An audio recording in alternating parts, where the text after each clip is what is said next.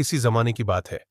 उत्तर प्रदेश के एक छोटे से गांव सोनपुर में हरिराम किराना स्टोर नाम की एक छोटी सी दुकान चलती थी। दुकान के मालिक हरिराम जी थे।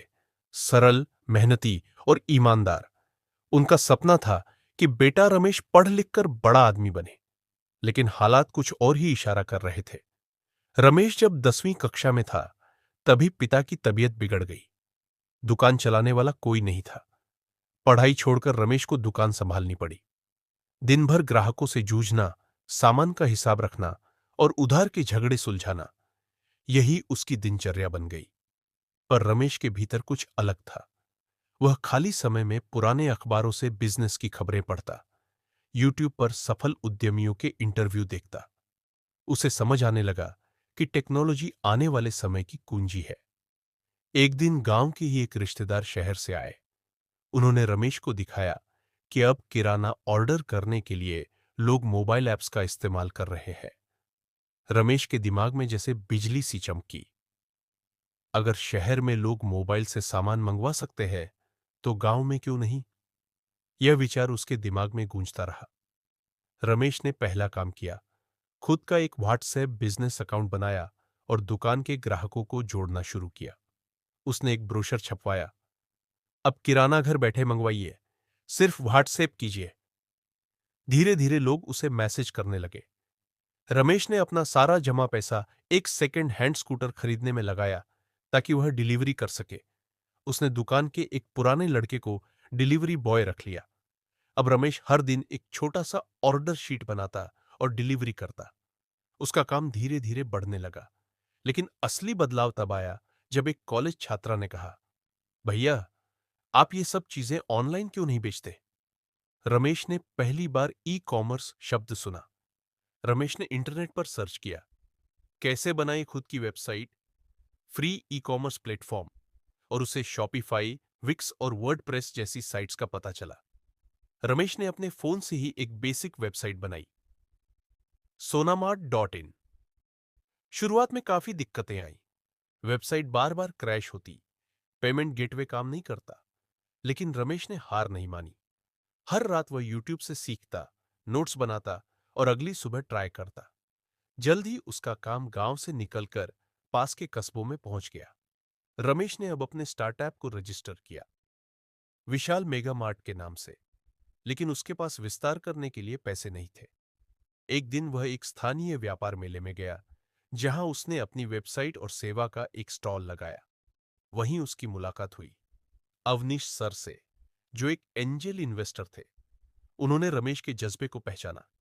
मैं तुझ में निवेश करूंगा, लेकिन शर्त यह है कि तू खुद की टीम बनाएगा और अगले 6 महीने में कस्बे के 5 गांवों में सर्विस देगा। रमेश ने हामी भर दी। रमेश ने गांव के 4 होशियार लड़कों को चुना, एक मार्केटिंग, एक टेक्निकल सपोर्ट, एक कस्टमर केयर और एक डिलीवरी के लिए।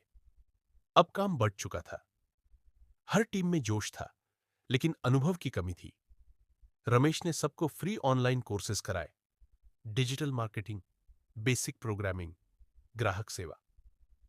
3 महीने के अंदर ही विशाल मेगा मार्ट अब 20 किलोमीटर के दायरे में सबसे पसंदीदा किराना ऐप बन चुका था। रमेश की मां हमेशा चुपचाप दुकान के कोने में बैठती थी, लेकिन बेटे को बढ़ते हुए देख उनकी आंखों में गर्व होता था। एक दिन उन्होंने कहा, बेटा, तू अब बड़ा आदमी बन गया, पर इस दुकान को मत छोड़ना। ये तेरे पापा की आखिरी निशानी है।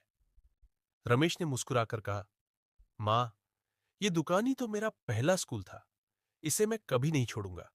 मैं इसे विशाल मेगा मार्ट स्टोर बना दूंगा, जहां लोग आकर तकनीक और परंपरा दोनों देख सके।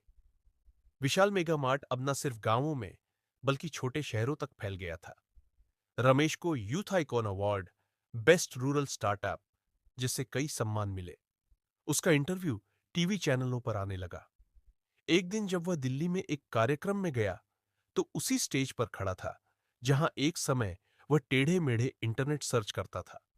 अब वह खुद दूसरों को सिखा रहा था, कैसे गांव से ग्लोबल बना जाए। रमेश ने अब विशाल मेगा मार्ट शुरू की, जो गांव के बच्चों को टेक्नोलॉजी सिखाता था, महिलाओं को डिजिटल पेमेंट्स और इंटरनेट के माध्यम से घर बैठे काम सिखाता था। वह हर गांव में एक टेक केंद्र खोलना चाहता था, जहां लोग डिजिटल इंडिया को सच में जी सके। आज रमेश 31 साल का है। उसकी कंपनी में 100 से ज्यादा लोग काम करते हैं, लेकिन उसका मोबाइल अभी भी वही है जिसमें दुकान की पहली फोटो और उसके पापा की आवाज रिकॉर्ड है। बेटा, मेहनत कभी बेकार नहीं जाती। विशल मेगामार्ट अब सिर्फ एक कंपनी नहीं, एक क्रांति है जो बताती है कि एक छोटी सी दुकान से भी बड़े बड़े सपने देखे जा सकते हैं। जरूरत है तो सिर्फ जुनून, ईमानदारी और कभी न हार मानने वाले जज्बे की। अगर आपको रमेश की ये कहानी पसंद आई हो, अगर आपने कभी सपने देखे हों, एक छोटे से शुरुआत से बड़ी उड़ान तक, तो ऐसे ही और दिल को छू लेने वाली कहानियों के लिए हमारे चैनल को सब्सक्राइब करें, घंटी का बटन दबाएं और बने हमारे सफर का हिस्सा, जहां हर कहानी बदलती है जिंदगी। क्योंकि असली कहानियां वही होती हैं जहां संघर्ष से मिलती है सफलता।